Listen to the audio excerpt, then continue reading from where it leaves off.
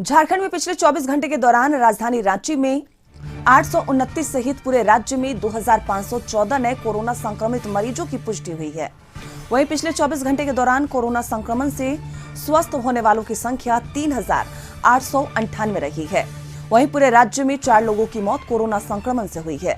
अगर total active cases की बात करें तो राजधानी रांची में 11,687 सहित पूरे राज्य में 29,974 टोटल एक्टिव केसेस की तादाद है।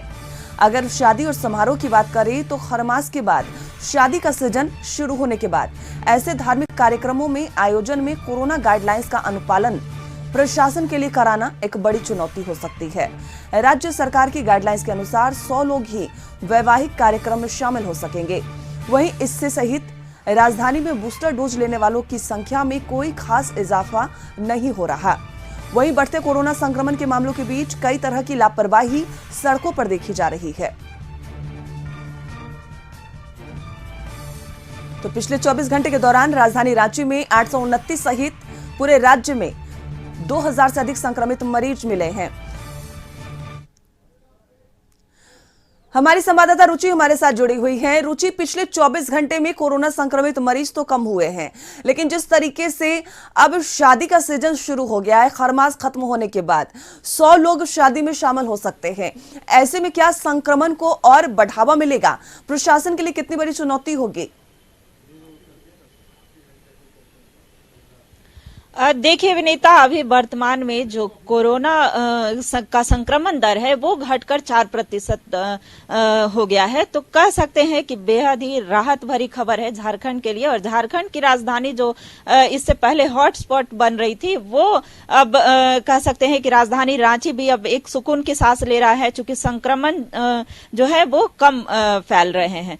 तो कह सकते हैं कि आवागमन के भी जो एक दूसरे राज्यों में लोग आते जाते थे, वहां भी संख्या, यात्रियों की संख्या एक तरह से कम हो गई है। वहीं खरमास के बाद जो शादी का सीजन स्टार्ट हो गया है, तो इसमें जो है प्रशासन और सरकार के लिए एक चुनौती होगी कि जो गाइडलाइन के अनुसार जो इतनी संख्या में अनुमति दी गई है, तो अमूमन शादी समारोह में ऐसा देखा जाता है कि उससे कहीं अधिक संख्या में लोग आते हैं। तो इस पर कह सकते हैं कि प्रशासन की जिम्मेवारी और भी बढ़ जाएगी। और वही बात करें विनीता की, जो बूस्टर डोज लेने वालों की संख्या है वो अभी उतनी तेजी से बढ़ नहीं रही है। तो 11,000 लोगों ने बूस्टर डोज लिया है। तो ऐसे में कह सकते हैं कि एक प्रशासन के लिए भी बड़ी चुनौती है कि कैसे लोगों में जागरूकता फैलाएं, लोग जो है बूस्टर डोज लेने के लिए आगे आए, या फिर अभी झारखंड जो है दूसरा डोज लेने में भी पीछे है। दूसरे डोज लेने वालों की संख्या भी उस तरह से नहीं है अन्य राज्यों के मुकाबले। तो दूसरे डोज लेने वालों को भी प्रेरित करना है। वैसे किशोरों का जो टीकाकरण हो रहा है उसमें किशोर जो है वो काफी बढ़ चढ़ कर हिस्सा ले रहे हैं। तो कह सकते हैं कि झारखंड में कहीं ना कहीं किशोर जो है वो जागरूक हैं। वहीं आपने बात कही विनीता कि लोग सड़कों पर वैसे जागरूक नहीं दिख रहे हैं, तो बिल्कुल सही बात है कि राजधानी रांची में भी कई जगह जो चौक चौराहे हैं या हाट बाजार है, वहां लोग बिना मास्क के अमूमन दिख जाएंगे। और जो अगर उनसे आप सवाल करते हैं या पूछते हैं तो उनका यही कहना होता है कि हम भूल गए हैं, या कई तरह के जो बहाने होते हैं वो देखे जाते हैं या कहे जाते हैं। विनीता जी, जिस तरीके से लगातार आप वहां की तस्वीर दिखा रही हैं, लोग लापरवाह नजर आ रहे हैं और वैक्सीनेशन में भी झारखंड पिछड़ता हुआ नजर आ रहा है। चाहे बूस्टर डोज की बात हो या फिर सेकेंड डोज की बात हो, लोग वैक्सीन के प्रति भी जागरूक नजर नहीं आ रहे। ऐसे में शादी समारोह अब होने वाले हैं। प्रशासन के लिए वाकई बड़ी चुनौती होगी। क्या कुछ सख्ती बरती जा रही है ताकि लोग वैक्सीन भी लें, भीड़ भाड़ इलाके से बचे भी और कोरोना संक्रमण की चैन को तोड़ा भी जा सके? जी विनीता, बिल्कुल सही कहा आपने।